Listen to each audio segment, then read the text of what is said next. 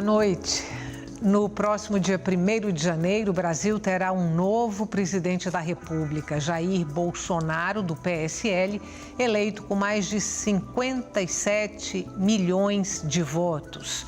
Suas propostas para a condução do país estão colocadas no programa de governo intitulado O Caminho da Prosperidade. No Opinião Pernambuco de hoje, nós vamos discutir com nossos convidados os principais pontos apresentados nesse programa em 3 áreas estratégicas: educação, segurança pública e economia. Participam Thales Ferreira, representante do Fórum Popular de Segurança Pública, André Ferreira, presidente do Centro Paulo Freire, e também Edgar Meira Lima, professor de Economia.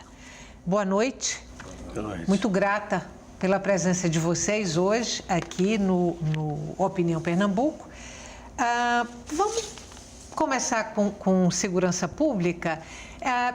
Eu queria que a gente fosse primeiro nos pontos mais polêmicos que estão sendo mais discutidos, e o primeiro deles aqui que eu trago para vocês é a reformulação do Estatuto do Desarmamento, quer dizer, a possibilidade do brasileiro ter posse de arma mais facilmente. Esse foi um ponto defendido por ele durante toda a campanha eleitoral, conseguiu a adesão de boa parte da população brasileira, e eu queria trazer esse ponto aí para as ponderações de vocês. Boa noite. Primeiro, eu agradeço, Estela, o convite. Esse ponto é um ponto, de fato, polêmico. É um ponto que a gente tem, eu falo, inclusive, é bom citar, eu falo a partir de uma voz muito mais popular. Eu venho do Fórum Popular de Segurança Pública, que é um fórum que reúne em torno de 50 organizações. Nós temos muita dificuldade, Estela, dessa ideia, dessa intenção de flexibilizar o desarmamento no Brasil, por várias razões. Primeiro, porque a gente vê que o Brasil hoje já é o país, em números absolutos, já é o país que mais mata com armas de fogo do mundo. Nós já matamos muita gente, o principal vetor de assassinatos no Brasil é o revólver, é a arma de fogo. Quando a gente pensa em flexibilizar isso aí, no nível de cultura, de civilidade que a gente tem no país, a gente pensa que é uma coisa muito complicada. Porque com isso, a gente está provavelmente provocando uma quantidade muito maior de possíveis assassinatos. Você estima, então, que a partir de uma medida como essa, a tendência é que os números de homicídios, de mortes por arma de fogo, eles cresçam? A gente tem quase certeza. Primeiro porque em nenhum lugar do mundo a gente consegue conceber que a segurança aumenta a partir da posse de arma. Então, se você lê, por exemplo, o plano de governo do Bolsonaro, ele é muito claro em fazer comparações, e todas as comparações dele levam a entender que, com a posse de arma, a gente vai ter mais segurança. Isso é falacioso. Então, por exemplo, ele faz uma comparação que, desculpa, a gente julga lá no fórum até como quase uma desonestidade. Ele compara com um país como a Suíça. Eu vi o plano de governo, vi essa justificativa. Ele traz a Suíça, ele traz a Suécia, ele traz a Alemanha. E são países, acho que Finlândia, Noruega, são países que não têm os problemas sociais que o Brasil tem. Exato. Só para você ter ideia, a Suíça hoje morre por assassinato em torno de 40 pessoas por ano. Isso é o número de Recife em uma semana boa. Que Recife morre em torno de 13, 12 pessoas por dia. Deixa eu trazer esse ponto que você coloca, que é essa comparação que ele apresenta no programa de governo, dizendo que esses países que têm posse de arma, que os números de mortes por arma de fogo são baixos. Eu queria trazer para a ponderação de vocês essa comparação com países como Suíça, Suécia, Noruega, Alemanha, Finlândia e por aí vai. Me parece também que nessa quantidade de armas de fogo vai a tradição de caça, a tradição de família, né? Eu contaria que se conta com uma arma de fogo, mas só que tem outra relação com essa arma. E, como o colega lembra, tem um aspecto que eu acho interessante aí, do ponto de vista político simbólico, que é transferir para a sociedade em geral, é como se estivesse sugerindo na entrelinha de transferir para a sociedade em geral o poder de polícia. Quando eu digo, olha, vamos... Porque qual é o contexto? Há um contexto interessante aí histórico, que realmente, quando lá atrás, quando há o referendo sobre arma de fogo, a população disse que quer arma de fogo. Né? E houve todo um processo, se não me engano, o próprio julgo eram das lideranças, e que talvez isso não foi respeitado, etc. Então, há ali algo historicamente, para a nossa cultura democrática, que já ficou um pouco... Já visto que a população decidiu uma coisa e foi aplicada a outra. Veja, mas não é isso que está sendo colocado. Está sendo colocado é o seguinte, olha, a gente vai trazer arma de fogo porque isso dá mais segurança. Então, tem uma tradução que eu achei que é perigoso, não é? Que é sugerir nessa entrelinha que o poder de polícia agora está para a população. Não é? Quer dizer, conversando com alguma pessoa de direito, por sinal de criminologia, de criminalística, e dizer, olha, veja, quer dizer que eu e você estamos agora autorizados a exercer poder de polícia, porque é isso que está sendo prometido, isso está sendo colocado. Edgar, o ramo do armamento nos Estados Unidos é um ramo extremamente lucrativo, é extremamente forte, né? Assim, é um nicho de mercado que praticamente manda no país. Como é essa relação aqui no Brasil? Bom, o que acontece é que, de fato, ninguém pode excluir o interesse econômico por trás. O Brasil é um mercado gigantesco. Se você pensar em mercado, você tem Brasil, China, Estados Unidos como grandes mercados. E o mercado de arma de fogo, claro que ele sempre olhou para o Brasil com interesse. O Brasil ele é extremamente limitado quanto a uma série de aspectos, quantidade de armas. A gente estava até conversando lá atrás há pouco sobre algumas questões. A gente, claro, não pode nunca comparar a realidade suíça, né? E eu vim aqui exatamente para aqui falando sobre isso, com a realidade brasileira.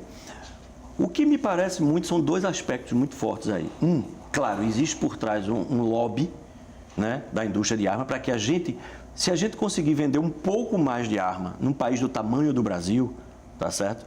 Já é um ganho para as indústrias, não só para a indústria nacional, tá certo? Que produz arma e munição, como para as indústrias internacionais que, via de regra, não conseguem entrar no Brasil, né? Porque a gente tem um volume de restrições grandes. Fora isso, a gente também tem o segundo, que é o apelo bastante político, porque a gente estava conversando sobre isso, né? Ele fala, e está havendo também, por parte da população, uma confusão muito grande, que todo mundo está acreditando que vai poder andar na rua armado como se fosse um faroeste, né? E, na verdade, ele coloca lá a posse e não o porte, que são duas coisas bem diferentes. A posse é ter a arma em casa. Ter a arma em casa. E a gente já tem uma legislação, foi o que a gente estava conversando, uma legislação, inclusive, não sou especialista na área, mas me parece uma legislação bastante coerente. Ela permite que você, dentro de um conjunto de análises, você possa comprar o armamento, né? O que tem seus argumentos a favor. Agora, tem dois aspectos que, ao meu ver, surgem. De um lado, o lobby forte, porque, vamos pensar, se eu fosse um produtor de armas em qualquer país do mundo, eu desejaria desenvolver o mercado brasileiro para armas, né? Então, ampliar a quantidade de calibres que ele chegou a citar, né? Então, determinados calibres eles não devem estar na mão nem de determinadas operações policiais, né? Porque o bandido não tem responsabilidade, né? Mas o outro lado tem que ter responsabilidade, quanto mais na mão de um civil.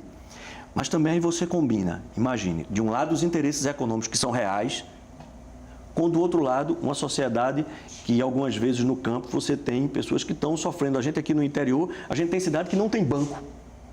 Eu fiz uma viagem há pouco tempo para uma cidadezinha do interior e à noite eu fui jantar num pequeno restaurante e chegaram os 3 únicos policiais da cidade, armados de fuzil, com um cuidado tremendo, entraram no restaurante, ficaram de frente para a porta, porque eles sabiam que ali tem agência bancária, e só tem eles 3, né? E a população se sente fragilizada. Então, isso cria uma facilidade de um argumento político para que eu possa vender uma ideia, tá certo? De maneira muito fácil. Então, já que a gente está falando aqui nesse ponto bastante polêmico, que é a flexibilização aí do Estatuto do Desarmamento, vamos ficar ainda nessa área da segurança para trazer um outro ponto bastante polêmico, que é a redução da maioridade penal para 16 anos. Vamos para ele. Eu queria citar também uma coisa, Estela, dentro ainda do que o Edgar estava dizendo. Há um problema também econômico, porque a violência hoje já gera um desperdício, um problema, um custo altíssimo para o Estado. Então, quando a gente aumenta ou quando a gente vende a ideia do armamento como solução para a violência e a gente tem a possibilidade real de aumentar a violência, a gente está aumentando também um custo altíssimo econômico. Por exemplo, a gente já tem no Brasil, e aí já entrando no assunto... Você está falando do custo do Estado com a segurança pública? A violência... A perda de vidas no momento mais produtivo do trabalhador, provavelmente indústria da segurança. E aí entra na questão da saúde, na questão da produtividade, é isso? A própria indústria da segurança Eu diria também. o seguinte, o custo é para o Estado, porque o Raul Jungmann estava inclusive atualizando os números. Cada preso hoje no Brasil custa em torno de 2.500 para o Estado. Mês. Nós já temos hoje quase que a maior população carcerária do mundo, estamos nos primeiros. Uma das ideias do Bolsonaro que ele cita no plano, ele cita prender mais e manter preso. Como se a ideia dele era tentar influenciar o judiciário para que o preso se mantivesse na cadeia. Não Isso ter tem um redução impacto de econômico. pena, não ter aquela progressão. Então, a questão da arma pode, inclusive, ter impacto. Isso é no Estado. Na vida, inclusive, é um estudo do Fórum tentando exatamente viabilizar. Esse estudo mostra o impacto econômico da violência. Então, por exemplo, as pessoas estão gastando muito mais por causa da violência. As pessoas precisam, muitas vezes, deixar de andar de coletivo em algumas determinadas horas do dia, porque o coletivo está sendo assaltado. As pessoas precisam se preocupar com o cerco elétrico, as pessoas precisam se preocupar. Quem é comerciante precisa largar mais cedo o funcionário, precisa ter câmera, precisa ter cerca. A violência está se tornando um item que tem causado um custo altíssimo para a pessoa e para o Estado. Quando o Bolsonaro cita soluções assim imediatistas, até, simplórias, como se a arma fosse uma solução, ele pode ter, inclusive, um impacto na economia muito grande. A questão da maioridade penal, a gente vai ter que resgatar o sistema prisional. Então, o sistema prisional no Brasil hoje é um caos. Então, nós, de 97 a 2016, a gente aumentou mais de 300% a população carcerária no Brasil. Para você ter ideia, em Pernambuco, só na época do Pacto pela Vida a gente dobrou, que a gente tinha 16 mil presos, a gente passou para quase 33 mil e a gente só tem capacidade para 10.800. E não resolvemos o problema da violência. E não resolveu. E um detalhe, desses 726 mil pessoas presas no Brasil, só 11% é por causa de homicídio. Isso é um dado que a gente precisa pensar. Porque a gente diz que o grande problema no Brasil são os homicídios, a insegurança, mas a gente prende e a gente mantém preso 11% da população carcerária são envolvidos com homicídio e assassinato. Quando a gente diz que quer reduzir a maioridade penal, a gente tem consequências altíssimas. Primeiro, a gente não tem onde colocar. Esse é um problema espacial, não tem onde colocar. Esse novo contingente que vai aparecer com a redução da maioridade. Esse é um problema. Em Pernambuco, por exemplo, as cadeias, as prisões em Pernambuco têm o pior cenário do Brasil. Thales, deixa eu só te interromper um pouquinho e a gente pode voltar para o ponto em que você parou.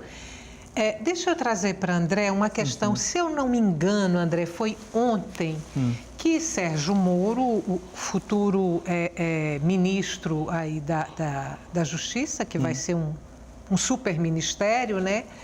Ele tocou nessa questão da redução da maioridade penal. E ele faz a ponderação de que é uma coisa que poderia ser aplicada somente em casos de crimes muito graves. Sua opinião, por favor. Veja, na lógica do prender mais tempo e prender mais cedo, né?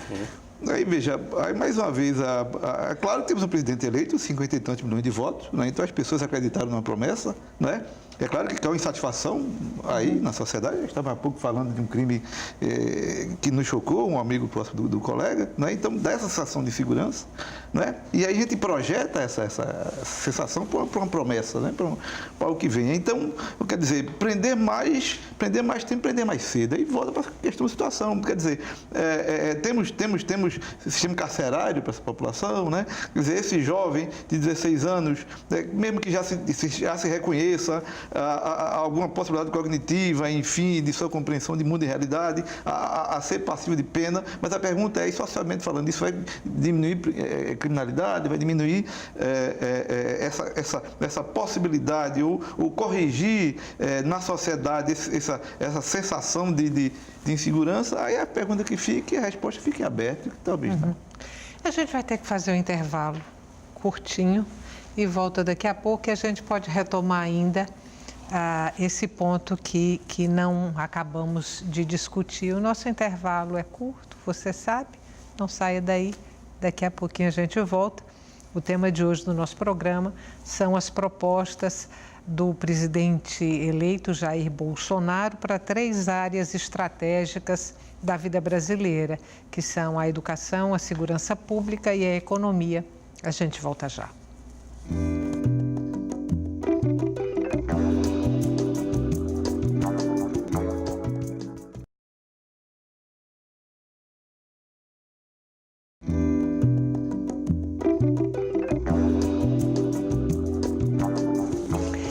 Estamos de volta com a Opinião Pernambuco. No programa de hoje, nós discutimos as propostas de governo do presidente eleito, Jair Bolsonaro, para a educação, a segurança pública e a economia do país. Participam Thales Ferreira, representante do Fórum Popular de Segurança Pública, André Ferreira, presidente do Centro Paulo Freire, e Edgar Meira Lima, professor de economia.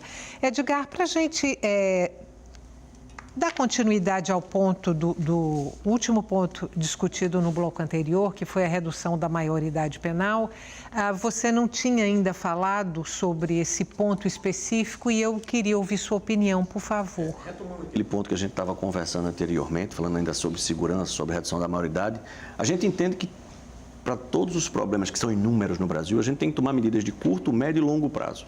Né? Inclusive, é uma carência no Brasil, né? A gente estava conversando recentemente com os amigos, dizendo que o Brasil perdeu um pouco essa característica de se planejar a médio e longo prazo, que foi uma característica dos economistas lá de Celso Furtado e etc. E a grande dificuldade é que essas medidas imediatistas, a sociedade clama por elas.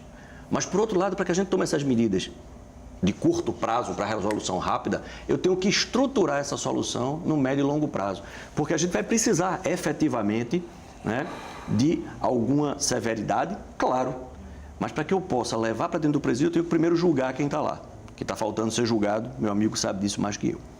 Né? A gente vai precisar efetivamente dar condições daqueles que têm condições claras de ainda serem reinseridos. A gente não pode ter um presídio onde a gente tem 3 vezes a população carcerária. E isso custa dinheiro. Né? Não existe churrasco de graça. Alguém vai ter que pagar pelo boi. Então a gente precisa pensar, se eu quero criar toda essa situação, eu tenho que criar do outro lado condições. Né? Isso a gente não percebe, por exemplo, no plano. A gente precisa ter novos presídios, novas estruturas, para que possam receber essas pessoas.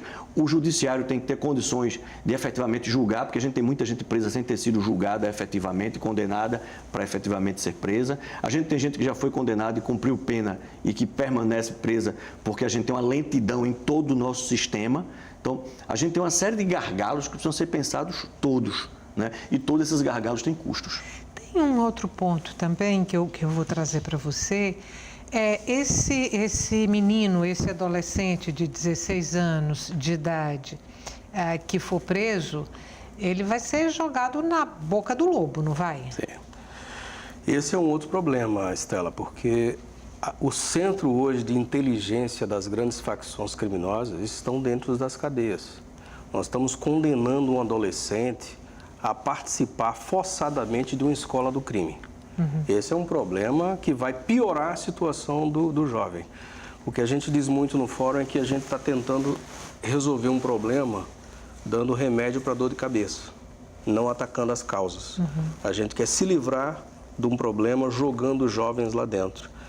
E detalhe, o jovem que a gente está jogando lá dentro, na grande maioria, são os jovens e adolescentes de periferia pobres. Porque aqueles grandes criminosos que comandam a cadeia, eles não estão nas comunidades e não estão nas periferias. Vamos para a educação, depois a gente volta a gente vai para a economia, volta para a segurança pública.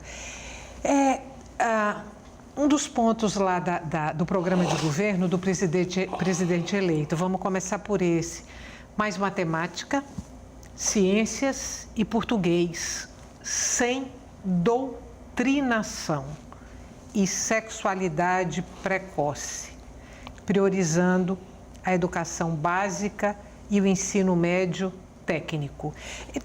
Eu vou destacar esse ponto sem doutrinação. Que leitura você, como presidente aí do Centro Paulo Freire, faz desse ponto específico? Então, a gente estava comentando agora a questão da segurança, né? E me parece que, claro, é uma campanha, foi vitoriosa, está aí, né? Houve um consenso em torno desse projeto, né? E analisar o que leva a esse consenso, né? Então, veja, o próprio programa dele coloca, por exemplo, que estamos aí em certos gastos, por exemplo, o gasto da saúde, similar à Noruega, OECD e Reino Unido, né? Mas tem também um dado falso ali, quer dizer, não tão coerente, porque ele bota o cômputo geral, não é? Mas se você pegar o gasto público, o nosso gasto público em educação e saúde, comparado com a Noruega, a gente gasta metade da Noruega, né? Gastamos 2/3 do que gasta o Reino Unido e o OECD. Né? Só gastamos um pouco mais do que Chile e México, e estamos abaixo de Eslovênia e Estônia. Então, veja, se eu trago essa lógica para a educação, né, pode imaginar que nós temos aí um gasto educacional similar a grandes países, e aí o argumento é que não está funcionando porque é uma educação que se perde em doutrinações, né, se perde na eficiência. Né? Veja, para mim o grande fenômeno é as pessoas acreditarem nisso. Uma questão muito simples. Se fosse tão doutrinadora, não seria eleito o candidato que se contrapôs a isso, né? Se tivesse toda essa força efetiva, né? Não teria sido eleito. A primeira questão é essa. E outra questão, quando ele se refere efetivamente a expurgar Paulo Freire, especificamente falando... A expressão é essa, a expressão expurgar Paulo a ideologia de Paulo Freire. Né? Aí, veja, mais uma vez, eu acho muito interessante a ideia do emblema. Né? Coloco Paulo Freire, o patrão da educação, né? Uma educação emancipadora, etc., como sendo aquela figura que seria a figura da educação doutrinadora que cercearia. É claro que uma leitura mínima de Paulo Freire, qualquer introdutória, veria que não é nada disso. Né? Não vamos nem sequer perder tempo com isso daí. Eu acho que a questão é por que as pessoas acreditam nisso? Né? O que é que eu tenho nisso daí? Então, há uma insatisfação grande com a realidade da educação. Né? Ele mostra lá no programa dele os quadros da PISA, né? Colocando ali no panorama internacional o Brasil carente no ensino de língua, em matemática, carente em ciência, né? E mostra mais uma vez, olha, estamos gastando mal. Não é? Aí, veja, eu diria o seguinte, talvez não é gastar mal, talvez estamos gastando tardiamente. Veja, o Fundef, que é de FHC, né, de 1998, que é o primeiro fundo efetivamente para a educação fundamental. Se você comparar com a América Latina, por exemplo, que a Argentina já discrimina leis no século XIX para a educação, nós temos um hiato aí de 100 anos, de 150 anos. Né? Então, veja, para mim é o seguinte, se elenca efetivamente uns emblemas, né? A educação ideológica freiriana, né? Aquela formação inepta, aquela formação, uma aula não técnica, né? Que faz com que então, a gente gaste e esse gasto seja um gasto não efetivo, um gasto que não corresponde à realidade de uma boa educação, etc. Então, quer dizer, eu desvio o foco. Eu desvio o foco para dizer, por exemplo, olha, eu tenho um congelamento agora, a partir de 2016, não é que eu vou enxugar muito drasticamente a verbas públicas para a educação. E aí a outra coisa interessante para a população, é importante a população perceber, que é o seguinte, o que foi votado com a PEC 55 de 2016 é muito mais drástico do que o controle de gasto votado para a FHC. Não vamos confundir as coisas. A FHC tinha votado lá atrás um controle fiscal, não é que você, no percentual do PIB, você diz, não posso gastar mais do que isso. O que está sendo colocado agora, e isso vai afetar drasticamente a educação e a saúde, como vimos no quadro anterior, é que estou congelando a partir de 2016, esses gastos anteriores. Então, veja, aquela ideia de que nós gastamos muito não é verdadeira, financeiramente falando, não é? E será ainda mais prejudicada com esse congelamento. Então, eu jogo então a discussão para algo que é realmente muito afetivo, muito emocional, quer dizer, jogar o emblema do Paulo Freire, jogar o emblema do professor, não é? Que é o doutrinador. Aí eu pergunto o seguinte, como é que seria uma aula de matemática doutrinadora? Né? Como é que seria uma aula de química doutrinadora? Tem uma coisa que me chama a atenção, quer dizer, por que Paulo Freire até hoje é um bicho-papão? Quer dizer, se você tem movimentos políticos à direita, Paulo Freire é um bicho-papão e é um educador reconhecido internacionalmente, é referência e fala-se nele como se ele comesse orelhinha de criança. Veja, uma educação, um pedagogo que propõe que todo o processo educativo, toda a escola, ela cumpre um papel até mais radical que a escola republicana, não é? Porque, veja, um corte histórico rapidamente, né? No século XIX, a Argentina já propõe, Domingos Sarmiento já propõe que a escola é fundamental para a construção da República. Não é? Antes disso, início do século XIX, o Simão Rodrigues, na Venezuela, diz claramente, a escola republicana, eu tenho que ter a escola porque a escola forma um cidadão. Quem vive de súdito é a monarquia, quem vive de república, a república vive de cidadão. Então, veja, o que Paulo Freire propõe é o seguinte, no nosso contexto, essa escola cidadã republicana ela tem que ter um compromisso social mais radical.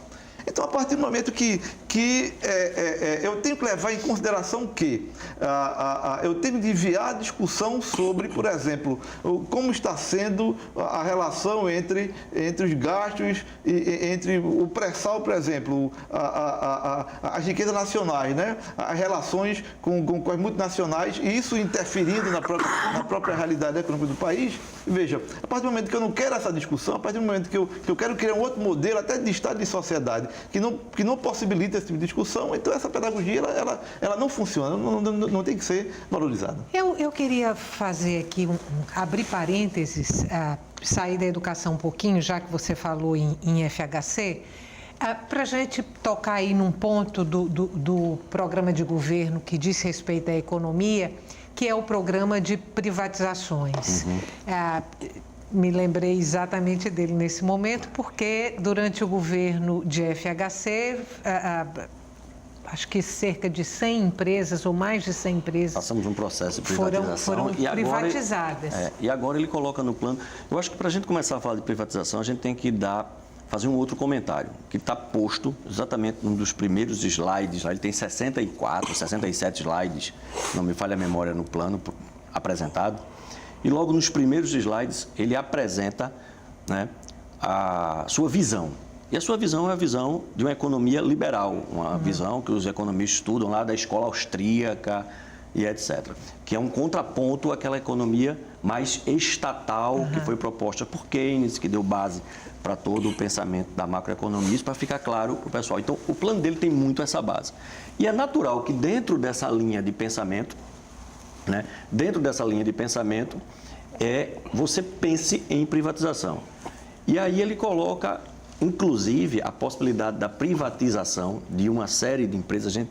Ele coloca lá o número em torno de 150 empresas públicas, nem todas, né, apresentam os resultados que poderiam apresentar. Ele levanta o número no trabalho de 2012 a 2016, cerca de 120, 130 bilhões que foram colocados pelo Estado, pela União, nessas empresas, que ela controla diretamente ou não, algumas elas não são controladas diretamente, e teve cerca de 79, 80 bilhões de retorno dessas empresas.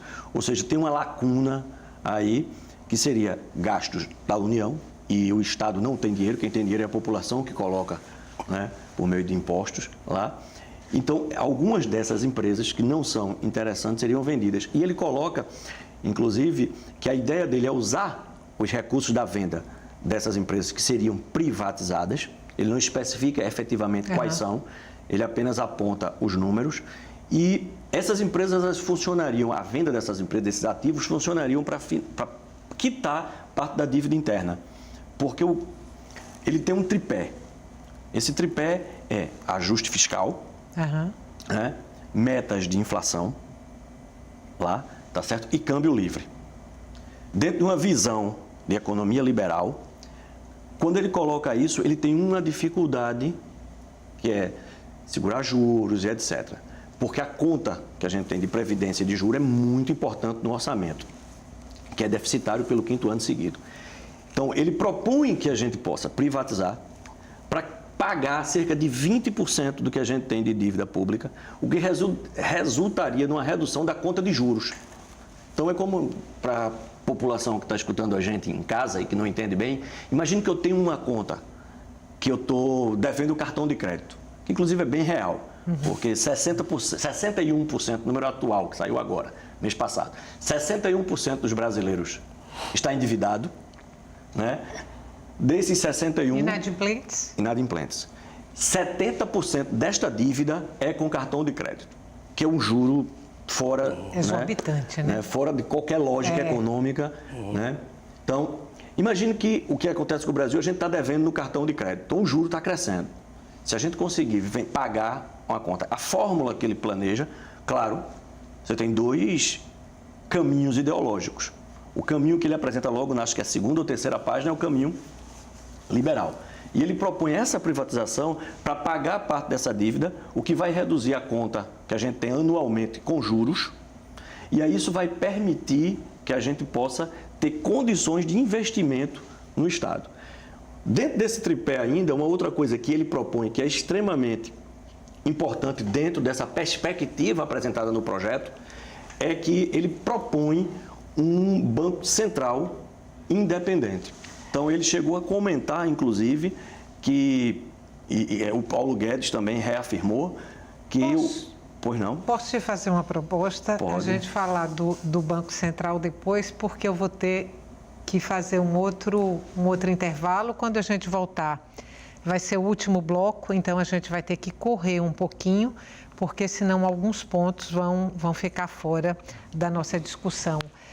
Você sabe que o nosso intervalo é curtinho, não saia daí. A gente volta daqui a pouco.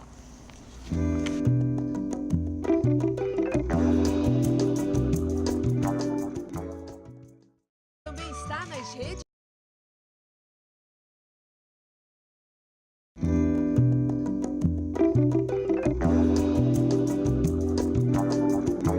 Estamos de volta para o terceiro e último bloco do Opinião Pernambuco. O tema de hoje do nosso programa são as propostas de governo do presidente eleito Jair Bolsonaro para as áreas de educação, segurança pública e economia.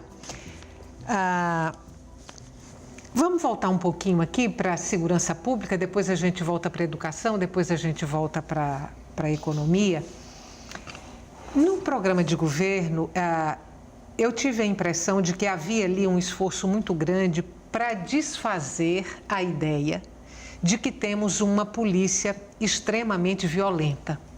E um dos pontos do programa, um dos pontos que ele defende, é uma proteção jurídica para os policiais ali no exercício da profissão com excludente de ilicitude. Eu vou pedir para você rapidamente explicar primeiro para quem está em casa o que é esse excludente de ilicitude e depois comentá-lo, e aí a gente vai para a educação e a gente volta para a economia. De forma sucinta, Estela, excludente de ilicitude é uma possibilidade que já existe desde 1984, onde não só policiais, mas várias outras classes e profissões têm de, em legítima defesa, ou, por exemplo, no exercício do seu ofício, ele tem algum tipo de incidente que causa a morte de alguém. Então, ele tem a possibilidade de responder esse incidente em liberdade e é uma exceção. O que o Bolsonaro está querendo? Ele está querendo ampliar e fazer com que qualquer morte causada por policiais seja jogada como excludente de ilicitude. Em outras palavras, o que ele quer é, e ele deixou claro, não no plano, mas deixou claro falando, qualquer policial, no exercício de sua profissão, ele causar a morte de alguém propositalmente ou por acidente, ele automaticamente é quase que liberado, desculpado. É uma exceção que ele pode responder em liberdade, mas que ele vai ter um peso leve, por ser exatamente um incidente reconhecidamente e juridicamente justificado. Uma espécie de autorização para matar? Só que assim, isso já existe. Então, os especialistas de segurança são unânimes em dizer o seguinte: primeiro, como disse bem o Edgar, a gente no Brasil só prende 10% dos assassinos. 10% de quem causa a morte de alguém no Brasil quem consegue se condenar essa pessoa. Significa que 90% estão vivendo impunemente. Então, a gente já tem isso. Segunda causa que a gente já tem isso no Brasil é o que se chama de auto de resistência. Quando um policial, hoje, no exercício do seu ofício, mata alguém, ele pode registrar no processo como sendo um auto de resistência.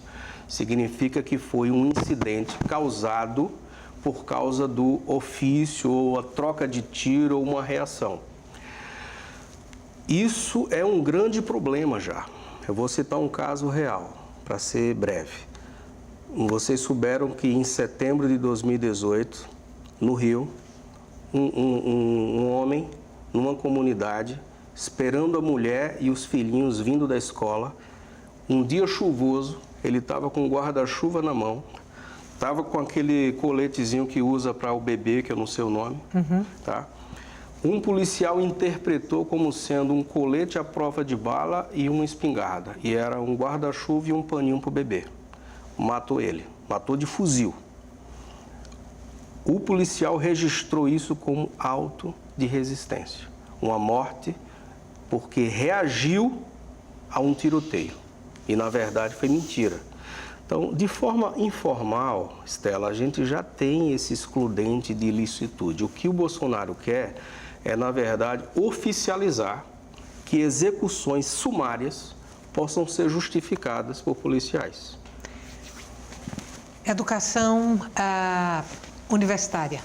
Então, a ideia de colocar no Ministério de Ciência e Tecnologia, não é? Então, aí veja, mais uma vez, a gente vendo no contexto do discurso, né, das ansiedades da população, se eu penso na universidade pública puramente como ciência e tecnologia, né, eu vou perguntar pela seguinte questão, certo? É a função de sua formação cidadã, a ideia da universitas, né, a ideia de vários saberes, né? Aí eu pergunto, onde é que entraria dança e filosofia em ciência e tecnologia? Isso não é importante, não é? Onde é que entraria sociologia, não é?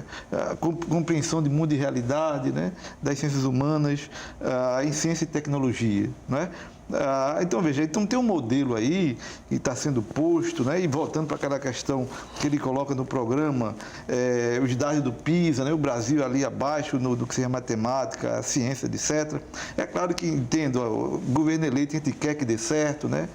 Até porque estamos nesse barco todos agora, e que a análise é o seguinte, a análise não é para, tipo, como diz o popular, secar o governo. A análise é o seguinte, olha, tentar ver o que é que já pode ser um gargalo na sua efetividade, né? Então, é interessante a população entender essa posição do discurso. Então, quando ele vai dizer, vou botar as universidades públicas no ciência e tecnologia, a gente pergunta assim, mas toda a universidade, não é?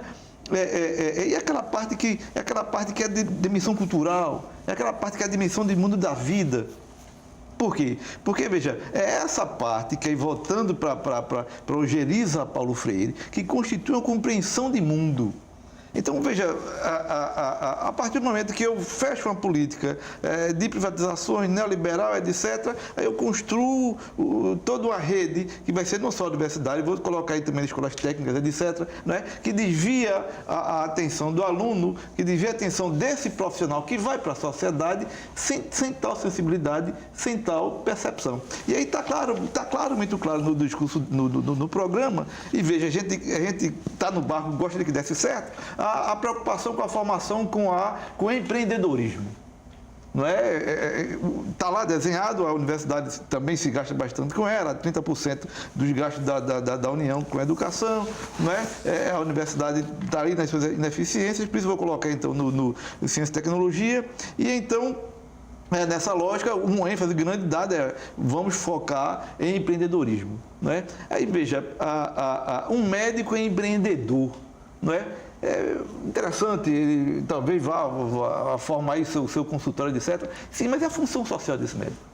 Então, já que você falou aí, e aí a dança, a história, a filosofia, coincidentemente, há poucos dias começou a circular na Universidade Federal uma carta que não é assinada, com comentários extremamente desagradáveis e ameaças a professores da área de história, de sociologia, e citam nominalmente aqui os professores aos quais fazem ameaça, e então tem xingamentos do tipo faz apologia ao uso de drogas, é um doutrinador, comunista, invasor e viado, comunista, baderneiro e viado, comunista que apoia travecos, e vai aí todo tipo de desrespeito, e lá embaixo a ameaça: vocês serão banidos da UFPE, escórias, o mito vem aí. Então, aí tem o Escola Sem Partido, né? Tem o movimento Escola Sem Partido, não é? Que é um movimento forte, começa em 2004, não é? Começou com uma coisa que não se dava atenção, mas, coincidentemente, um dos primeiros representantes legais, deputados estaduais, a levar a proposta do Escola Sem Partido para a sua Assembleia é o filho do candidato agora eleito presidente, né? Lá no Rio de Janeiro, e na cidade do Rio, o seu também filho, como vereador, também leva essa proposta. Então, são dois marcos aí interessantes, né, de representações políticas que levam para as suas respectivas casas legislativas esse modelo para a escola, né, esse modelo de atuação do professor. Né? E agora o Dória, por sinal, o prefeito de São Paulo, né, já está colocando como ação... eleito governador de São Paulo. Sim, agora governador de São Paulo, desculpe, né, está colocando já como ação. Então, veja... É interessante que a população perceba que no Brasil tem uma coisa, no que se refere à educação, bastante complicada. Olha, se a gente compara com a Argentina, não é? A Argentina consegue construir a escola republicana dela metade do século XIX. Nós começamos no século XX. Então, veja, mal essa escola está cumprindo um papel republicano. Então, o que isso quer dizer o quê? Veja, a minha ascendência é batista, é evangélica, não é? minha família, enfim. Mas olha, os meus filhos, os meus sobrinhos, etc., eles têm que conviver com outras matrizes, né? Com outras matrizes. E isso eu vou aprender onde? Não vai ser do ser da minha família, que dominicamente vai para a escola dominical. Então tem que aprender um espaço público, res pública. Então veja, este país que tão tardiamente constrói essa escola republicana, tão tardiamente cria o Fundef, que é de 98, não é? Tão tardiamente tem esses gastos que um pouco iguala, já quer desconstruir essa escola que mal foi vivenciada. Que escola? A escola que forma para o espaço público. Então, a escola sem partido, o problema é esse, que ele foca como se fosse direito da família a criança não escutar outros discursos, não escutar outras compreensões do mundo, mas então ela perde esse caráter republicano. E isso é prejudicial para a sociedade. Só para fechar esse assunto, já que eu trouxe o exemplo, para dizer que esse caso aqui da Universidade Federal, a universidade encaminhou para o Ministério Público, encaminhou para a Polícia Federal e abriu espaço na ouvidoria para que denúncias sejam feitas nesse sentido. Isso. A gente está chegando no finalzinho, vamos ter que correr. Você ia falar do Banco Central. Do Banco Central. Eu vou te dar 1 minuto para você falar do Banco Central, porque eu queria falar da Previdência. Eita. Então, só para fechar o raciocínio, naquele movimento que ele coloca como metas de inflação, ele preconiza já lá, até porque faz parte da lógica do modelo proposto, que ele tenha um Banco Central independente. E ele já sinalizou, inclusive, que o Ilan vai se manter como presidente do Banco Central, né? Isso seria importante e ele vai tratar de legalmente transformar o Banco Central num ente que se torna independente da ação política. O que, na verdade, tem ocorrido a Comunidade Econômica Europeia, nos Estados Unidos e uma série de países. A Previdência, esse assunto dá para a gente fazer um programa só sobre isso. E se tudo der certo, faremos. Porque a gente, é um assunto, inclusive, muito doído para se falar. Toda vez que eu falo em rádio, etc., e a gente acaba quase que apanhando. A gente tem um fato, né? Que a gente tem uma característica nova na demografia mundial. E a gente tem a possibilidade, e aí está a proposta dele, eu acho ela difícil de ser colocada em ação. Ele propõe que a gente mude de uma previdência de repartição, para quem está em casa entender, onde todo mundo tem um acordo de gerações. A geração passada colocou o dinheiro numa caixinha e essa caixinha vai pagar quem trabalhou antes. A geração de agora está fazendo a mesma coisa. A grande questão é que houve uma mudança. Enquanto nos anos 50, 60, a gente tinha a população envelhecendo e falecendo antes dos 50 anos, hoje a gente está já em 72, né? A tendência é que isso mude. E a proporção que a gente tem hoje já é de 20 trabalhadores, 20 pessoas em idade ativa para cada pessoa em idade de aposentadoria. A gente tem até 2 décadas, a gente vai chegar a 4, alguns estudos mostram 3 pessoas em idade ativa no Brasil para 1. Então a gente tem efetivamente uma bomba armada. A resposta é o que está sendo proposto? Não, porque existe direito adquirido, existe uma série de coisas, mas efetivamente isso tem que ser discutido. O que ele propõe é uma mudança para não mais esse regime de repartição, onde todo mundo coloca numa caixinha e todo mundo retira, para um modelo que eu acredito ser muito difícil de implementar, que é um modelo de capitalização, onde cada pessoa efetivamente contribui para a sua própria aposentadoria. Ele não deixa claro se seria privada ou pública. Né? Muitos estão argumentando que nas entrelinhas seria privada. Por quê? Porque é o modelo chileno, onde a gente sabe que não deu certo. Que não deu certo, que é um caso que não deu certo, que o Guedes, que é uma pessoa extremamente respeitada no mercado, vem de Chicago e tem uma visão muito, vamos dizer assim, do viés chileno, né? Então, ainda não está claro. Né? Ele não diz, mas ele propõe que a gente vai mudar de modelo. É uma espécie de capitalização, é isso? A de capitalização, que é não mais aquela onde toda a população ativa vai colocar numa caixinha para que quem se aposentou receba dessa caixinha. Acabou. Eu sei que a gente não conversou tudo, os temas são palpitantes, mas não temos mais tempo. Muito obrigada mais uma vez pela presença de vocês aqui no Opinião Pernambuco. Para você que está em casa, muito obrigada pela companhia até agora e o Opinião Pernambuco volta amanhã.